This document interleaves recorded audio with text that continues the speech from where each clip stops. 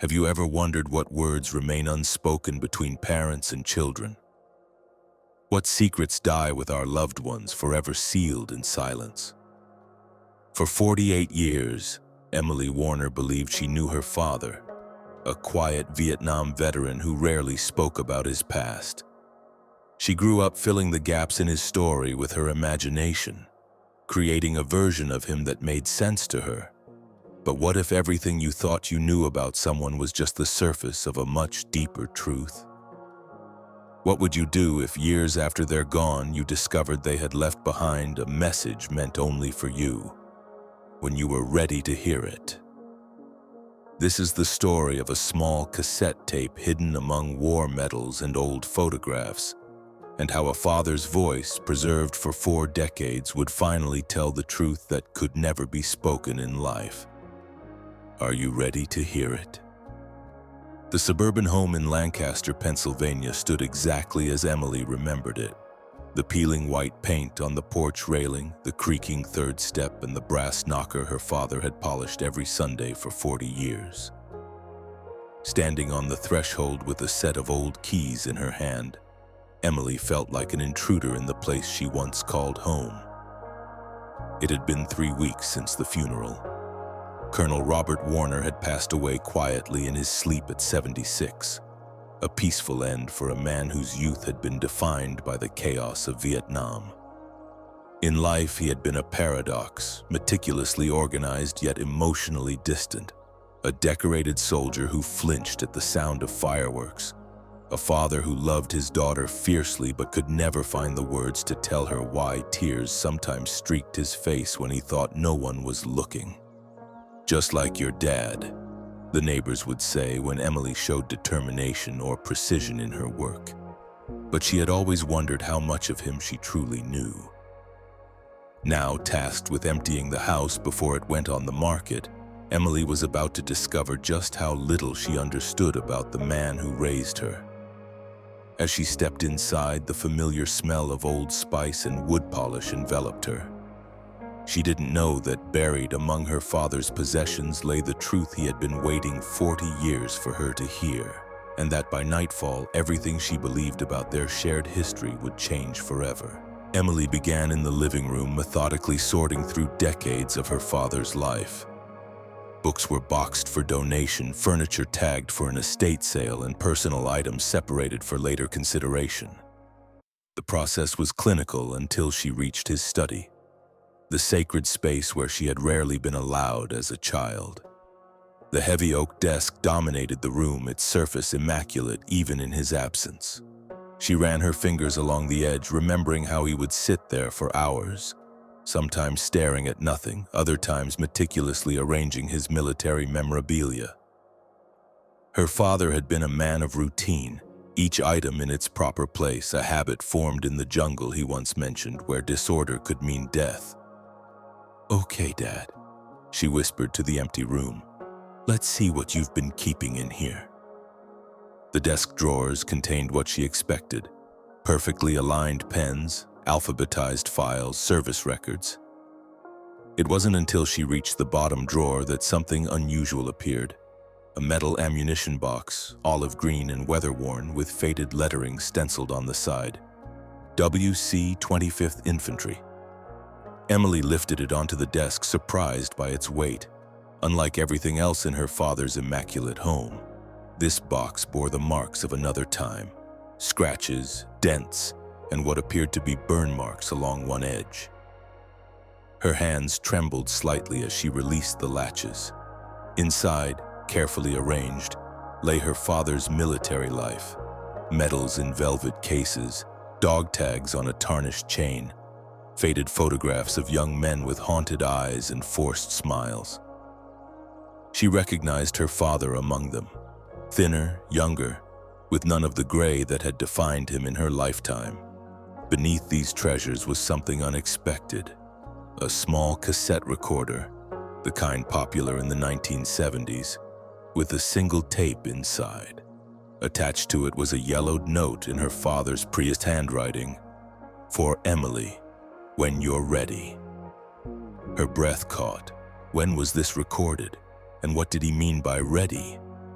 She had been an adult for decades. Why had he never mentioned it? Emily placed the recorder on the desk, hesitating. There had always been boundaries with her father. Topics not discussed, questions not asked. After her mother died from cancer when Emily was 8, those boundaries had only strengthened, creating a relationship built on respect and routine rather than emotional connection. Outside, thunder rumbled as a spring storm approached. The old house creaked around her, as if encouraging her decision. With trembling fingers, Emily pressed the play button. Static crackled, followed by a throat clearing. Then her father's voice, younger, less weathered than she remembered, but unmistakably his, filled the room. "Emily, if you're listening to this, I'm gone and you're finally going through my things." A pause, then a soft chuckle. "Knowing you, you've already organized everything alphabetically." Tears sprang to her eyes at this unexpected glimpse of humor. Her father continued, his voice growing serious. "I'm recording this in 1983. You're 8 years old, sleeping down the hall, and tomorrow marks 1 year since we lost your mother." His voice cracked slightly. "I've realized something tonight that scares me. You're starting to forget her. You asked me today what color her eyes were." Emily's hand flew to her mouth. She had no memory of this. "I'm not good with words, Emmy. Never have been. Vietnam taught me to keep things inside. It was safer that way. But watching you grow up without your mother, without knowing the truth about what happened, I can't let that stand." The tape hissed with a moment of silence. "So I'm making this recording, not for you now, but for when you're ready to hear it.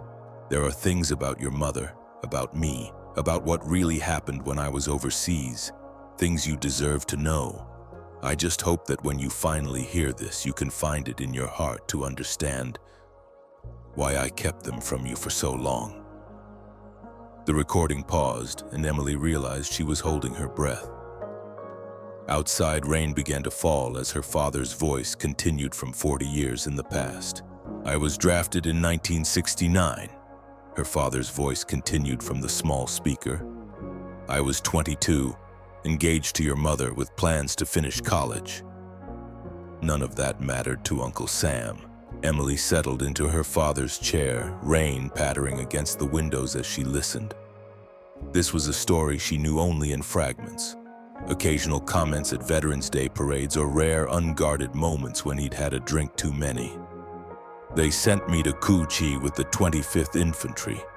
The jungle was, well, it wasn't like anything they prepared us for. Not the heat, not the sounds, not the constant fear." His voice grew distant, as if he were seeing it again. "But this recording isn't about the war, Emmy. It's about what happened after. What I never told anyone, not even your mother." Emily leaned forward, her heart racing. Her father had always been a closed book about Vietnam. What confession had he been holding on to all these years? "When I came home in 71, I wasn't right. They didn't call it PTSD back then, just combat fatigue or shell shock. Some guys drank, some disappeared into themselves. Me, I couldn't sleep without checking the perimeter of our apartment 3 times a night, couldn't handle crowds, jumped at backfiring cars." A long pause followed, filled only with the sound of her father's measured breathing. "Your mother, Sarah, she was patient beyond what any man deserved. She'd talk me down from nightmares, never complained when I'd wake her at 3 a.m. to make sure the doors were locked. She loved me through the worst of it." Emily wiped away tears. Her memories of her mother were hazy at best. A flowery perfume, soft hands, a musical laugh. She had died when Emily was so young that her father had become her entire world. "The doctors gave me pills, lots of them. They helped with the anxiety but turned me into a zombie. I hated who I became on them, so sometimes I'd stop taking them. That's what happened the night of March 15th, 1982. The date hit Emily like a physical blow, March 15th, her mother's birthday. I'd been off my medication for 3 weeks, thought I was doing better. Your mother wanted to celebrate her birthday with friends, just a small dinner at the house. I said I could handle it. His voice tightened. I was wrong. Rain hammered harder against the windows as her father described the evening, how the sudden sound of a champagne cork had triggered a flashback, how he'd dropped to the floor thinking he was back in the jungle, how he'd lashed out at someone trying to help him, not realizing it was her mother. I didn't hit her hard, he said, voice breaking, but she fell. Hit her head on the corner of the coffee table. Everyone said it was an accident, and legally that's what it was. But I knew the truth, Emmy. I was the reason she fell, the reason she developed that blood clot that took her from us 2 weeks later. Emily sat frozen, the world tilting around her. All these years, she'd believed her mother had simply fallen ill, that a sudden brain aneurysm had claimed her life. Never once had she suspected her father carried this burden of guilt. The official story was easier for everyone, especially you. How do you tell an 8-year-old that her father's broken mind contributed to her mother's death? So I created a new version of myself, structured, controlled, never losing grip. I built walls between us because I was terrified of hurting you too. The tape fell silent for several seconds. When her father spoke again, his voice was steadier. But that's not the only secret I've kept from you, Emily. There's something else. Something about your mother that you have a right to know. And to understand it, you'll need to find what she left for you. After the funeral, her father's voice continued, I couldn't bear to look at your mother's things. But she was always more organized than me, always planning ahead. A soft, sad chuckle crackled through the speaker. She knew, Emmy. Somehow she sensed she wouldn't always be there for you. Emily wrapped her arms around herself, feeling suddenly cold despite the spring warmth seeping through the windows. The rain had softened to a gentle patter, almost rhythmic against the roof. In the tool chest in the attic, behind the winter blankets, there's a metal box. The key is taped to the bottom of this recorder. Your mother left letters for you, one for each significant moment she thought she might miss. Your high school graduation, your wedding day, the birth of your first child. With trembling fingers, Emily turned over the recorder. Sure enough, a small key was taped to the underside, the adhesive yellow with age. How had she never known about these letters? How had she lived her entire adult life without this connection to the mother she barely remembered? I read only one, her father admitted. The envelope marked, when she asks about me. Inside, Sarah, your mother, made me promise 2 things: to tell you the truth when you were old enough to understand, and to give you her letters when the time was right. Emily closed her eyes, imagining her mother penning these messages. A young woman facing her mortality, desperately trying to extend her presence into her daughter's future. I failed at the first promise, her father said, his voice heavy with regret. I never found the right moment to tell you the truth about that night. But the second promise, her letters, they're still waiting for you, exactly where she left them. The recording continued as her father explained how, over the years, guilt had become his constant companion, how he'd thrown himself into raising Emily with military precision, not out of coldness, but out of fear that any emotional vulnerability might unleash the demons he worked so hard to contain. I watched you graduate college from the back row, too choked up to join the other parents congratulating their kids. Sat alone at your wedding reception, unable to give the toast I'd rehearsed for weeks. Because I couldn't trust my voice. Always holding back, always maintaining control. Emily remembered those moments differently. Her stern father, who rarely showed emotion, who seemed uncomfortable at celebrations, who maintained a respectful distance even during life's biggest milestones. She had interpreted his reserve as disapproval or discomfort. Never once had she imagined it was because he felt too much, not too little. The hardest letter to keep back was the one marked for her wedding day. He continued, "I almost gave it to you then, but the envelope had your mother's handwriting, her fingerprints, maybe even her tears on it. I wasn't ready to let that piece of her go. Selfish, I know." The cassette whirred softly as her father fell silent for several seconds. 2 months ago, the doctors found the cancer. Stage 4, already in my liver. They gave me 6 months, but I know it'll be faster. I can feel it.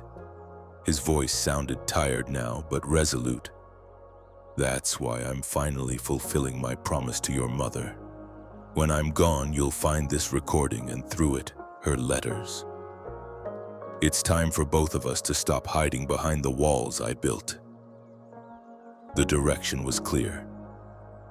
Emily rose from the chair, recorder in hand, and made her way to the narrow staircase leading to the attic. Each step felt like crossing a threshold into the past. Not just her past, but her parents' past, a history more complex and heartbreaking than she had ever imagined. As she pushed open the attic door, dust motes danced in the beams of late afternoon sunlight. Her father's voice followed her, guiding her toward the final piece of a puzzle 40 years in the making. The attic was precisely as Emily remembered, meticulously organized despite its function as a storage space. Clear plastic bins lined one wall, each labeled with her father's block handwriting. Christmas, Emily, school, tax records. In the far corner stood the battered tool chest her father had mentioned, its dark green paint chipped along the edges. Her father's voice continued from the recorder she carried. "The box is behind the winter blankets in the bottom drawer. Your mother painted yellow daisies on the lid, her favorite flower." Emily knelt before the tool chest, setting the recorder beside her.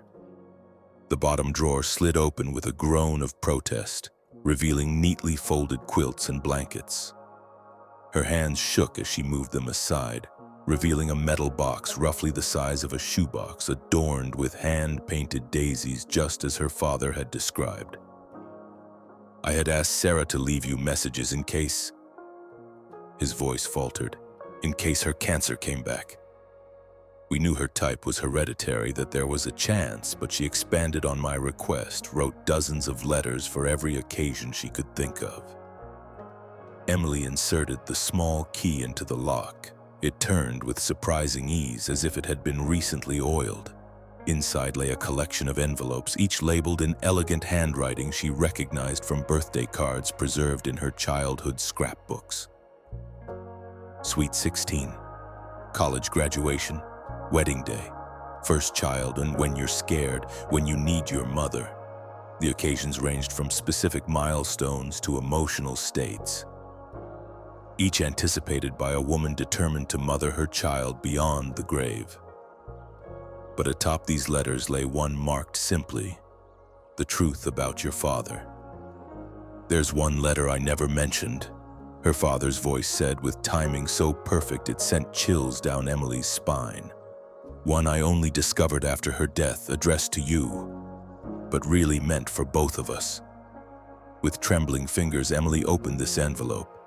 Inside was a single sheet of pale blue stationery, the ink slightly faded but still clearly legible. "My darling Emily," it began, "if you're reading this, then you finally learned the truth about the accident. First, know this: I never blamed your father, not for a moment." Tears blurred Emily's vision as she read her mother's words, graceful, loving words that absolved her father of the guilt he had carried for decades. Her mother described the accident from her perspective, how she had seen the terror in her husband's eyes during his flashback, how she had moved toward him despite others warning her to give him space.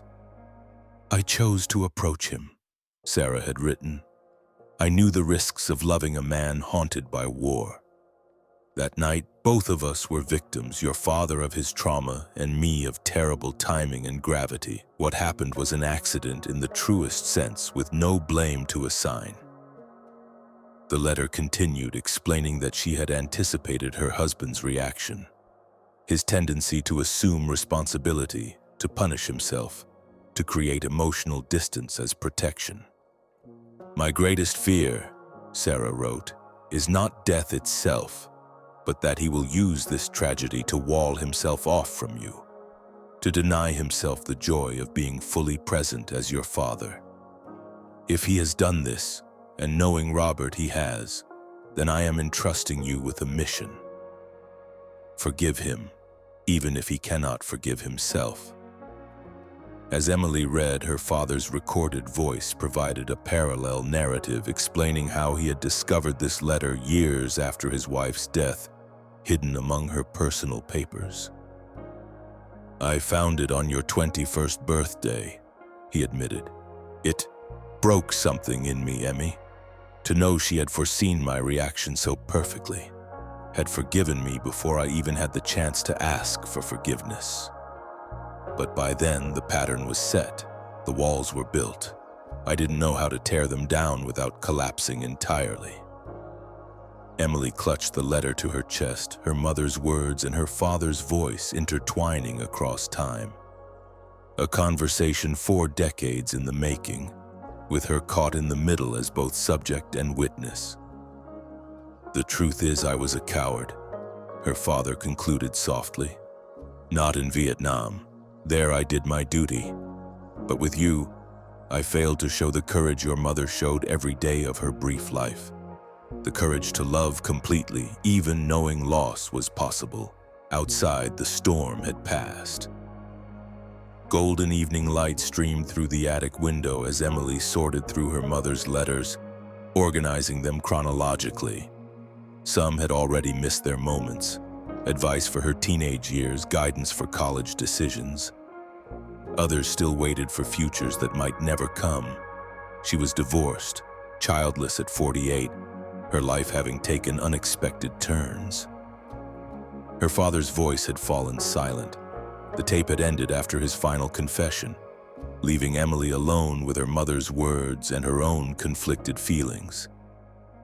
She picked up an envelope marked, "When you're angry at him," and carefully opened it. Inside, her mother had written, "Darling girl, if you're reading this, your father has done something that feels unforgivable. Before you harden your heart against him, remember this. The man I married contained multitudes, incredible strength alongside profound vulnerability. The war took parts of him he'll never get back, but what remains is still worthy of love. His greatest fear was always failing the people who depended on him. Whatever he's done, I guarantee he's punishing himself more severely than you ever could." Emily wiped away tears, recognizing the truth of these words. Her entire childhood, she had interpreted her father's emotional distance as disappointment or indifference. How different might their relationship have been if she had understood the true battle he was fighting, not against her, but against himself. She descended from the attic with the box of letters and returned to her father's study. The ammunition box still lay open on the desk, his military life displayed in neat rows. On impulse, she reached for his dog tags, running her thumb over the embossed information. Warner, Robert J., ABPOS, Methodist. A slip of paper tucked beneath the remaining items caught her eye. She carefully extracted it, a faded photograph of her parents she had never seen before. They stood before a justice of the peace, her father in his dress uniform, her mother in a simple white dress, both beaming with youthful hope despite the shadow of Vietnam looming over them. On the back, her mother had written, "The day we chose love over fear, May 2nd, 1969. 2 weeks before he shipped out. They had moved their wedding forward, choosing a courthouse ceremony over the church wedding they had planned, refusing to let war dictate the timeline of their love. Beside the photo lay one final unexpected item, a small velvet box. Inside was her mother's engagement ring, a modest diamond in a vintage setting alongside a note in her father's handwriting, for Emily to remember that some loves survive everything, even death and silence. I should have given this to you years ago. Another failure to add to my list, the pieces aligned in Emily's mind. Her father's annual Memorial Day visits to the cemetery with fresh daisies, his refusal to date after her mother's death, the way his eyes always lingered on the single photograph of Sarah that he kept on his nightstand. For 40 years, he had remained faithful to a ghost, his heart buried alongside her. Emily slipped her mother's ring onto her finger, surprised to find it fit perfectly. In that moment, something shifted inside her. A lifetime of misunderstanding suddenly recontextualized. Her stern, distant father transformed in her memory into a man crippled by grief and guilt, a man who had loved too deeply and feared that same depth of feeling. She gathered the letters, the photograph, and the cassette recorder, placing them carefully back in the ammunition box alongside her father's military honors. These were different kinds of medals, awards for battles fought not in jungles but in the quiet rooms of a Pennsylvania home, where a broken man had done his imperfect best to raise a daughter alone. Tomorrow she would begin the process of properly going through her father's belongings. But tonight, under the same roof where she had grown up, Emily would read her mother's words by lamplight and finally come to know both her parents as they truly were. Flawed, loving, human. 3 months later, Emily stood in Arlington National Cemetery, her father's ammunition box tucked under her arm. After extensive paperwork and special permissions, Colonel Robert Warner was being laid to rest, with full military honors beside his brothers in arms. The day was clear, the ceremonial rifle volleys sharp against the blue sky.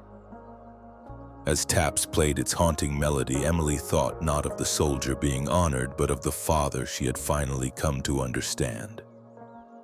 In the months since discovering the cassette tape and her mother's letters, Emily had embarked on an unexpected journey of reconciliation. She had read every letter, sometimes laughing, often crying, as her mother's voice reached across decades to guide her. Through Sarah's words, Emily had found the father behind the rigid exterior. The man who had checked her bedroom door was locked every night until she left for college, who had kept every report card and drawing in meticulous files, who had loved her with a fierceness matched only by his fear of showing it. As the honor guard folded the flag from her father's casket, Emily wore her mother's ring and carried in her heart the understanding that had come too late for her father to witness complete forgiveness. That evening, as the cemetery emptied of mourners, Emily placed a single yellow daisy on each of her parents' graves. They were together now. The secrets and silences between them finally dissolved. "I understand now," she whispered to them both, "and I'm ready to live without walls of my own." In the gentle breeze that stirred the flowers, Emily felt at last the embrace of both her parents, together, complete and at peace.